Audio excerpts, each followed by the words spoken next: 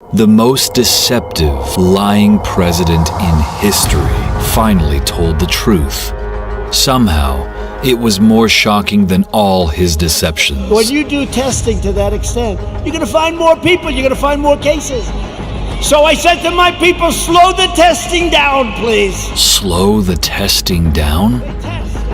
Slow down our chance to save tens of thousands of lives. Slow down our understanding of where COVID is and how it's spreading. Slow down the steps to reopen the economy. Every single expert told him to test more and test faster.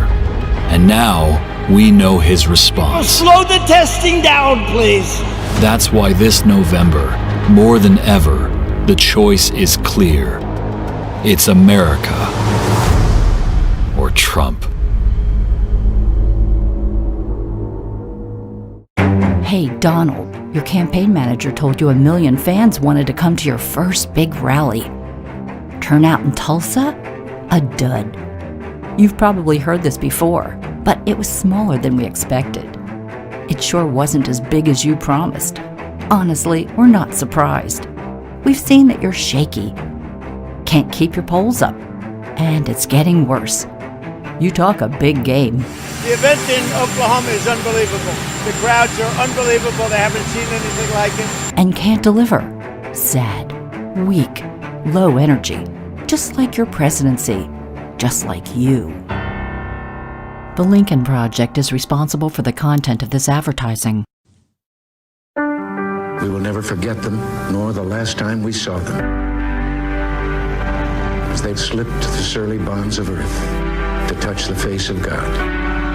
Those who are lost now, their legacy must be our lives. I can hear you, and the people who knock these buildings down will hear all of us soon.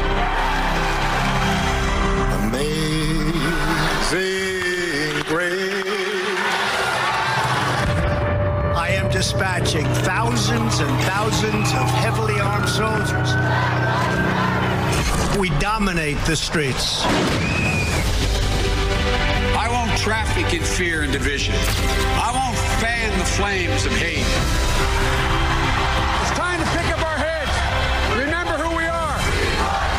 This is the United States of America.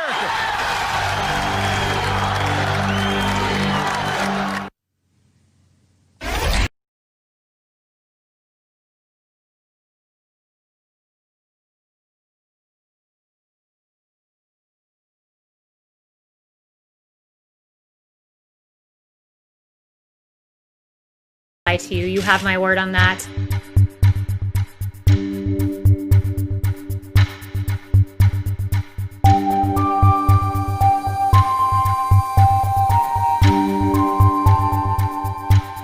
When you do testing to that extent, you're going to find more people, you're going to find more cases. So I said to my people, slow the testing down, please.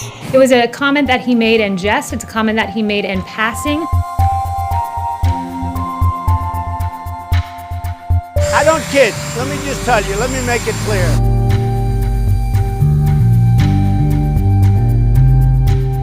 And I'll tell you what, with our president, this man who doesn't sleep and who I have seen work 15, 16 hours a day, every day, I have no problem thinking that he's going to be just fine and just healthy. The president in no way, form, or fashion has ever promoted or encouraged violence. If anything, quite the contrary. This was the largest audience to ever witness an inauguration, period, both in person and around the globe.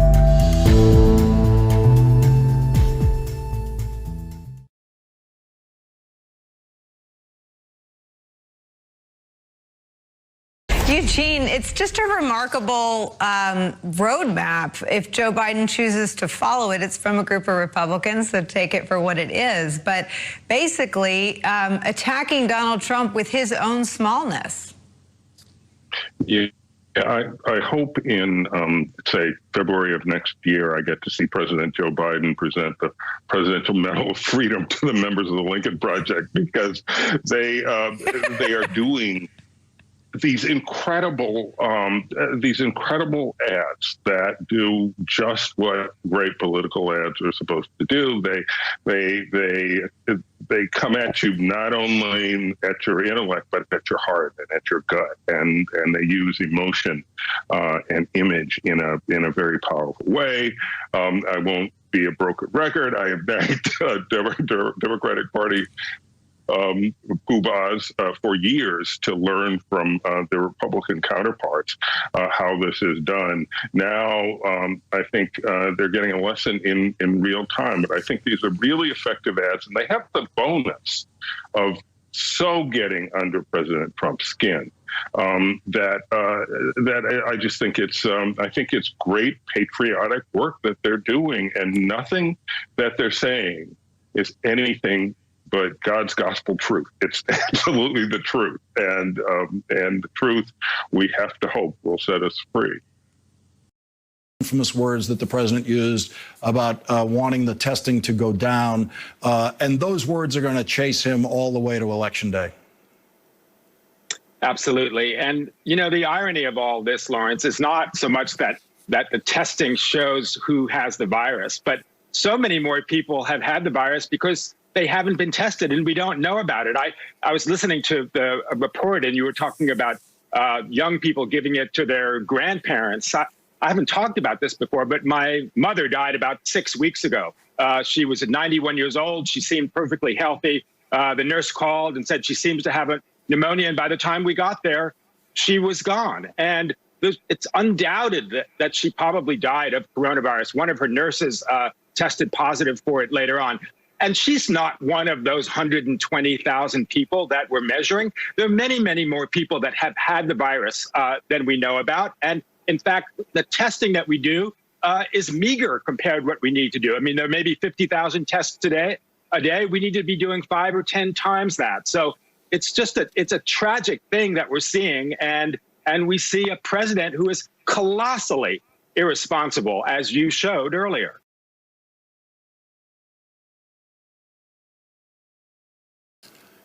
Today, every member of the president's coronavirus task force who testified in that hearing in the House of Representatives said that the president they work for is lying.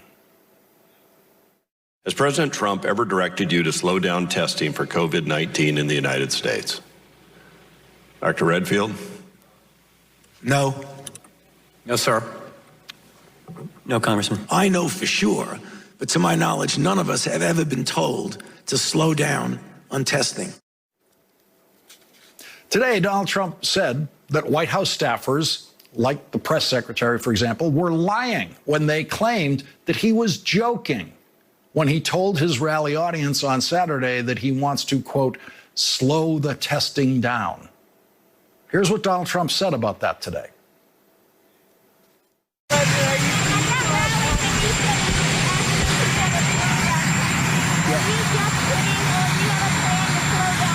I don't kid. No, he doesn't kid.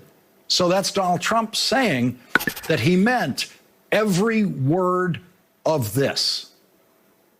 They call me, they say the job you're doing. Here's the bad part. When you do testing to that extent, you're going to find more people, you're going to find more cases. So I said to my people, slow the testing down, please. So now they've all been accused of lying. The president has been accused of lying by Dr. Anthony Fauci and the other members of the coronavirus task force, and the president has accused the White House staff of lying about him telling a joke when he really meant very seriously that he wants to slow the testing down. It is possible that Donald Trump gave the order to slow the testing down to someone who wasn't testifying today, like maybe Mike Pence or Health and Human Services Secretary Alex Azar. We don't know. Dr. Fauci said that Donald Trump's flying into coronavirus hotspots and holding rallies without social distancing and without masks is highly irresponsible. But he didn't actually mention Donald Trump when he said that at today's hearing in the House of Representatives. You should not congregate in crowds. You should keep distance. And even though many people, for a variety of reasons, do not listen to the not suggestion but plea to not congregate in crowds, some people are going to do that anyway. If you do, please wear a mask. And as you wear a mask and you're in a situation where you're getting animated in a demonstration or in a rally or wherever you are, avoid as best as possible the urge to pull your mask down and shout. So plan A, don't go in a crowd. Plan B, if you do, make sure you wear a mask. The only person in Donald Trump's crowd today who was social distancing was Donald Trump. There he is on stage in Phoenix, Arizona, speaking to a crowd of 3,000 students for Trump who were packed into that audience shoulder to shoulder with only a handful of masks spotted among the thousands. And when a couple of those students were allowed to come up on the stage with Donald Trump, they were not allowed to get anywhere near him. They were way more than 6 feet away, way more than 10 feet away from the one person in that room today who fears the coronavirus more than anyone else in that room. Donald Trump. That is a picture of Donald Trump in abject fear of the coronavirus. It may be the one rational fear that Donald Trump has. He did the right thing by keeping those kids very far away from him. But he did a profoundly cruel and inhumane thing by encouraging those kids to gather shoulder to shoulder, sitting before him in praise of him. Because he is America's Dracula, who takes his sustenance from other people. The image of himself that he sees in the adoring eyes of his audience is what Dracula Trump so desperately needs to get through another day of the excruciating insecurity of being Donald Trump, a weight that he has borne with varying degrees of rage his entire life. If some of those kids get sick today, and if they go home and kill their grandparents, then that's what had to happen to make America's Dracula feel good for 90 minutes on that stage today in Arizona, a state where Joe Biden has a lead in the polls over Donald Trump, which is much, much more important to Donald Trump than the health risks to his audience or the deadly risk to their parents and the even more deadly risk to their grandparents. If some grandparents have to die for Donald Trump to catch up to Joe Biden in Arizona, if some grandparents have to die for Donald Trump to help the incumbent Republican senator close the 13-point lead that Democratic candidate Mark Kelly has in the Senate race, then that's what Donald Trump's father taught him to call the cost of doing business. We have never before seen an American president willfully put people's lives at risk simply so that he can enjoy the sound of applause from the people whose lives he is risking and whose family and friends he is risking. Thousands of people who were not in that room today with Donald Trump now run the risk of being infected and possibly killed by people who were in that room today with Donald Trump. No previous president would ever have done something like that, and you must not allow the American news media to normalize these Trump events for you as some kind of rerun of what we saw in the campaign 4 years ago. This is new. We have not seen this before. If the polls are right, Joe Biden will crush Donald Trump. And if we're lucky, we will never see anything like this again. A president who risks the lives of his own supporters for his own profoundly perverse psychological needs. Donald Trump arrived in Arizona today.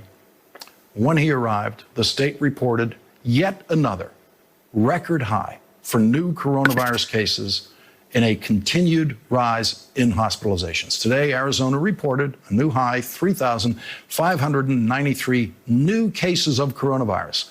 Arizona now ranks 12th out of the 50 states for cases per 100,000 people. The state is now reporting 2,136 hospitalizations, up about 7% from the 1,992 reported on Monday, and more than double the number at the beginning of the month. Hospital bed usage in Arizona is at 83%, and intensive care unit use in Arizona is now at 84%. The Republican governor reversed his position on face masks in Arizona last week, allowing counties and cities to mandate face masks for residents. Phoenix Mayor Kate Gallego released this statement before the Trump event in her city today. While I do not believe an event of this magnitude can be held safely, particularly as Arizona sees rising COVID cases, the president has decided to continue with this rally. We've seen tremendous compliance with the mask ordinance that went into effect this weekend. Everyone attending, particularly any elected official, should set an example to residents by wearing a mask. This includes the president. But a mask is an admission of vulnerability, as well as, even more importantly, an expression of concern for other people. And America's Dracula has never felt that concern, and never will. 133 days now remain until the presidential election as our nation grapples with a surge of new coronavirus outbreaks. And as Dr. Fauci warned today, we are now entering a critical 2-week period. Trump was back on the road, this time in Arizona. Must-win state for him. Also happens to be one of the hotspots in our country. Just today, according to the AZ Central website, Arizona set records in 5 separate categories: new cases, daily hospitalizations, inpatient beds, ICU beds, and ventilators in use. 5 new records. Trump's agenda did not include anything on the ground related to the virus, but did feature a photo op at his border wall, then a speech at a Students for Trump rally indoors at a megachurch in Phoenix. It was his second indoor event in 4 days, this time in a state where the virus is spiking again, as it was in Oklahoma. And note, these pictures show the kind of indoor mass gathering we have not seen in this country since winter. People sitting close together, most of them not wearing masks. It's only the second indoor mass gathering in our country in 4 days, and the president has presided over both of them. Like his speech at the Tulsa rally, this one featured a xenophobic slur to describe the virus. I said the other night, there's never been anything where they have so many names. I could give you 19 or 20 names for that, right? It's got all different names. Wuhan. Wuhan was catching on. Coronavirus, right? Kung flu, yeah. Kung flu. COVID-19, COVID. I say, what's the 19? COVID-19, some people can't explain what the 19. Give me the COVID-19. I said, that's an odd name. The 19, of course, is about the year 2019 when the virus was discovered. Tonight, the Washington Post says 7 states report record hospitalizations since the start of this pandemic. As we mentioned, Arizona, but then Arkansas, California, North Carolina, South Carolina, Tennessee, Texas, they all fall into that category. About half the states in the nation are reporting a rise in virus infections, heavily in the South and West now. Today, what was in effect the first virus task force meeting in 2 months, except it took place during a congressional hearing. Dr. Anthony Fauci issued this warning about the new outbreaks. We're now seeing a disturbing surge of infections. One of the things is an increase in community spread. And that's something that I'm really quite concerned about. Right now, the next couple of weeks are going to be critical in our ability to address those surgings that we're seeing in Florida, in Texas, in Arizona, and in other states. Fauci did add he believes there's a good chance we may have a vaccine by 2021. It can't come soon enough. The virus has killed well over 121,000 of our fellow citizens. It has sickened more than 2.3 million that we know of. Meanwhile, both the president and members of his coronavirus task force today faced questions about Trump's comment at his Tulsa rally on Saturday when he ordered his people to slow down testing in order to reduce the number of new cases.